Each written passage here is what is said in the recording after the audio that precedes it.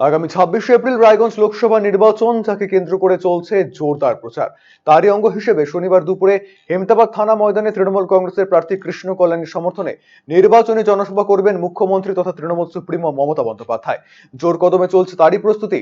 মঞ্চ তৈরির পাশাপাশি নিরাপত্তা আঁটোসাঁটো রাখতে চলছে পুলিশি নজরদারি। ইতিমধ্যেই শুক্রবার রায়গঞ্জে পৌঁছে গিয়েছেন মুখ্যমন্ত্রী।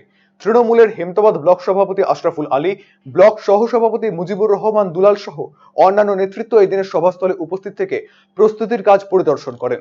উল্লেখ্য, 2018 সালের এই মাঠেই সরকারি সভা চলাকালীন দুই তরুণী মুখ্যমন্ত্রীর মঞ্চে উঠে গিয়েছিলেন, যার জেরে বিঘ্নিত হয়েছিল মুখ্যমন্ত্রীর নিরাপত্তা। ফের এই ধরনের ঘটনা যাতে না ঘটে, তাই বাড়তি নিরাপত্তার বন্দোবস্ত করা হয়েছে সভাস্থল জুড়ে। এটা প্রচারে আসছে রায়গঞ্জ 5 নং লোকসভা কেন্দ্রে আমাদের মমতা বন্দ্যোপাধ্যায়ের আশীর্বাদ ধন্য প্রার্থী কৃষ্ণ কল্যাণী মহাশয় প্রার্থী হয়েছেন। ওনার প্রচারে এবং পশ্চিমবঙ্গের যে জনমুখী যেসব প্রকল্প রয়েছে সেগুলা এই মঞ্চ থেকে তুলে ধরবে আমাদের মাননীয় মুখ্যমন্ত্রী মমতা বন্দ্যোপাধ্যায়, জননেত্রী। উনি আসছেন আগামীকাল এই মঞ্চে 1টার সময় পৌঁছে যাবে।